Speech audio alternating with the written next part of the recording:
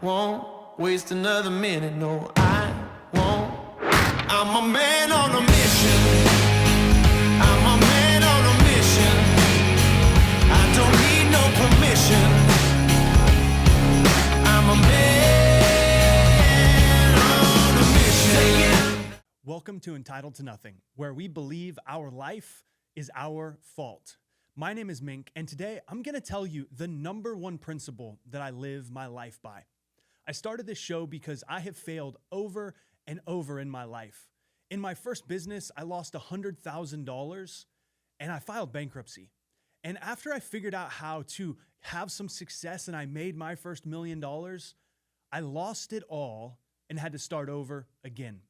And in my life, I found a way to turn my failures into lessons, and I've used these lessons to build a life on my terms.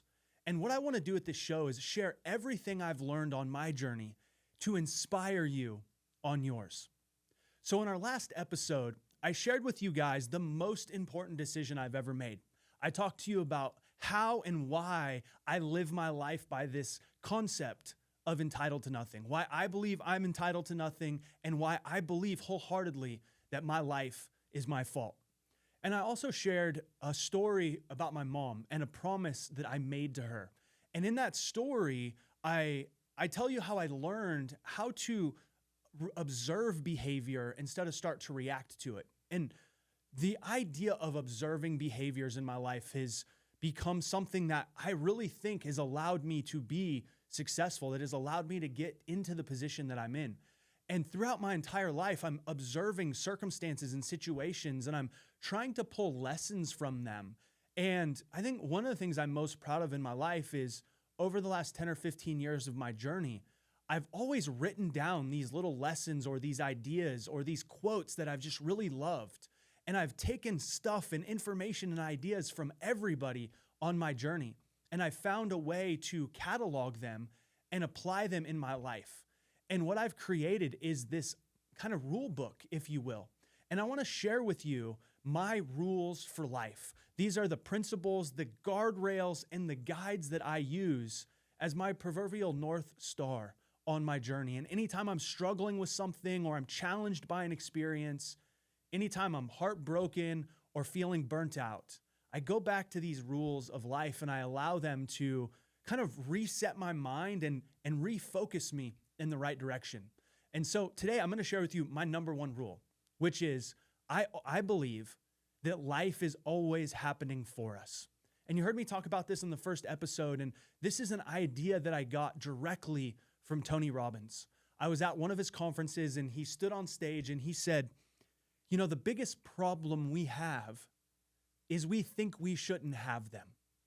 And then he told this story about how problems are given to us by our Creator. Whatever your belief is, whether it's the God or the universe or energy or whatever it might be, he had this idea that the problems that we experience in life are our opportunities or our calling to grow. And we have to have problems in life because it's that stress, it's that friction, it's the challenges of life that mold and shape us and grow us into who we are. I knew ever since I heard that, it was like, you know when you hear something that is just true, you just know it with every fiber of your being, you're like, that's truth. I know it. I've had a few of those moments in my life, and this was one of them. And I remember thinking to myself, if everything is happening for me, then all the problems, all the challenges, the fears, the doubts, the failures, the abusive alcoholic dad that I had, the business challenges, the heartbreak, all of it, there's got to be some good in it for me. If it's happening for me, then there's a lesson or an idea or something that I can get from it that's going to allow me to grow. But if it's happening to me, then I'm just a victim of circumstance. And we touched on this a little bit before, but I will never allow myself to willingly become the victim of anyone else's circumstance, let alone my own. So for me, this principle, this idea, life is always happening for me, is the ethos, is the number one principle that I live my life by. You know, maybe said a different way is I think the operating system for my approach to life is I'm entitled to nothing. My life is my fault. If it's meant to be, it's up to me. I take radical responsibility for everything. So that's kind of the operating system that I've installed into my brain, into my life. And I have these programs, and the programs are the principles or the rules. And my number one rule is life is always happening for me. You know, the number one thing that fucks this up for us, just to put it bluntly, is the meanings and the stories we tell ourselves about things that either A, don't matter, or B, we have no actual idea about. And we do this every day. I think the interesting part of being a human is we are meaning-making machines. And we attach a meaning and an idea or a story to everything in our life. And, you know, it's actually part of our survival mechanism, right? Over a millennia that we've evolved as humans, we've always needed to understand what things are and where they're going to be in our lives so that we know if it's safe, if it's harmful, if we need to avoid it, if it's going to kill us. There's just this biological evolutionary programming that we have. And assigning meaning to everything is part of that. The challenge is the meaning that we typically assign to things is not actually the truth. And it is always bullshit. It's always made up. Even if it is factually accurate, it's still bullshit. And I'll give you guys a really silly example. If I'm walking down the road, right? I'm a man, I'm walking down the road and I see a beautiful woman walking towards me. It's early in the morning, I got my coffee, I'm going to work, and I look at her and I just say, hey, good morning, how are you? And she doesn't even acknowledge me. She doesn't look up, she's got her head in her phone, and she just walks right by me. What I've experienced in my life is typically we'll make one of a few decisions.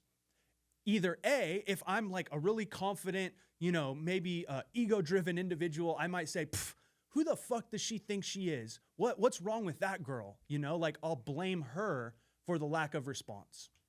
If maybe I'm a little bit self-conscious or I'm not really certain or secure in who I am, I might walk by and say good morning, and without any response, I might think, of course, like I'm an idiot. Why would I say anything?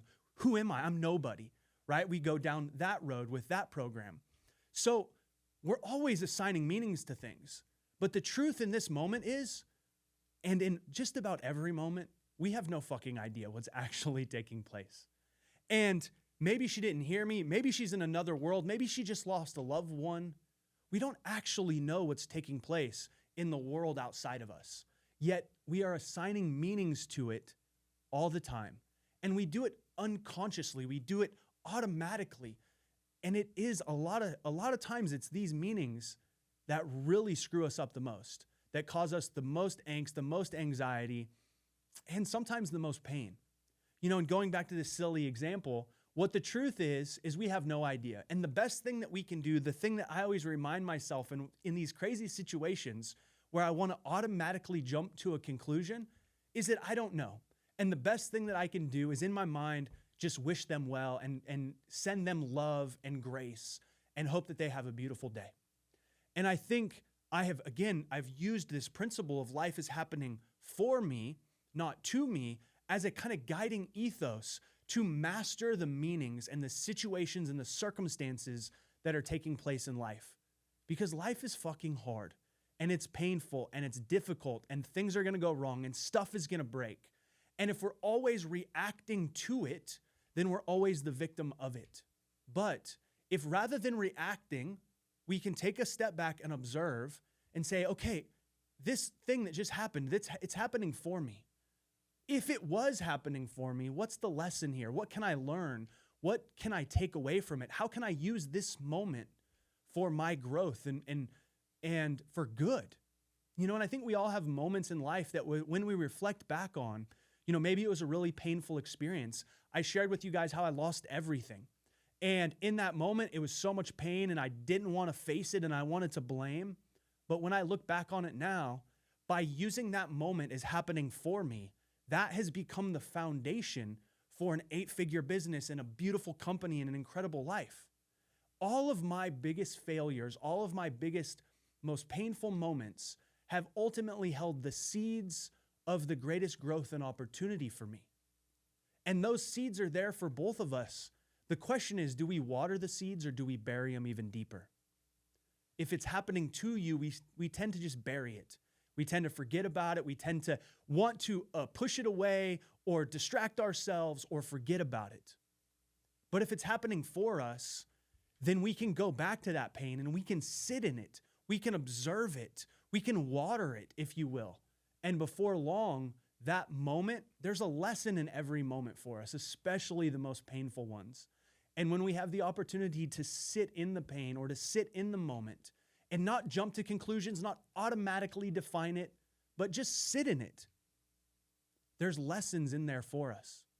And when you do that, you give yourself the opportunity to really build a life on your terms. And that's my primary goal in life. And that's why I started this show and why I'm here with you today is because I believe the greatest thing that we can do is build a life on our terms, on my terms, the way I want it, on your terms, the way that you want it. We wake up next to who we want to wake up to. We do what we want to do. We spend our time enjoying the things that we love. And the only way that's possible is if we learn the lessons that our most painful moments and our most biggest challenges have to offer us. And I think that starts with this beautiful lesson that I learned from Tony Robbins many years ago. Life is always happening for us, not to us. Another one of my incredible mentors is a guy by the name of Michael Singer. I absolutely love his work. He's got incredible books, incredible lectures. I highly recommend you check him out. One of the things that he says that's deeply impacted my life is every experience we have in life makes us a more complete version of ourselves. It gives us more love, more empathy, more compassion, more connection, the opportunity to meet other people where they are. It makes us a greater expression of ourselves, but only if we see it as happening for us and not to us. You know, in my life, one of the biggest pains, the biggest challenges, the most difficult experiences I've had was growing up with my father. You know, he was a really abusive alcoholic. He was negative, and it was a really challenging experience for me growing up with him. And for so long, I had hatred for him because of the things that he would say and the way that he would treat us. And I just didn't understand it as this young kid. And then as I got older and I started to reflect back on some of the most painful things that he said to me, you know, one day he told me he was going to put a bullet between my eyes and bury me in the woods. A crazy fucking thing to say to your kid. Now, in his defense, he was drunk. He was not in a coherent state. He didn't actually realize what he was saying, but I did. I felt it. I understood. And that challenged me for so long. And in reflection and asking myself, how could this happen for me? Like, what in here is for me to learn and grow through? I found out how to have ultimate compassion, ultimate forgiveness. I found out how to love myself in the face of some of those pains. And now I think those are some of my greatest gifts, the love and the compassion, the desire to serve. A lot of that comes directly because of the pain that I experienced growing up with my father. And that was only possible by saying this moment, this father, this environment, my God, my creator, whatever it is, they gave me this circumstance to help groom me and grow me into the man that I am. What lessons does that opportunity have for me? And it wasn't until I realized that my dad was happening for me, not to me, that I was able to extract these lessons and these ideas and these principles. So I think I've made my point here with you guys. This is my number one rule in life. This is my guardrail. Every time something bad happens, every time a pain or a failure or a heartbreak comes in my life, I run it through this filter and I say, okay, how is it happening for me? And sometimes it's a couple of days or a couple of weeks. You know, it takes some time to get good at this, but eventually it becomes second nature. And now I wake up in the morning, my body hurts, I'm tired, I don't feel like doing anything. And I'm like, in my head, I think, fuck. I automatically give it a meaning. This is going to be a really bad fucking day. And I immediately catch myself and out loud, I say, no, I'm going to have a great fucking day today. This day is happening for me. These pains, these challenges, these things that I'm feeling, it's a moment where I can step up and I can grow.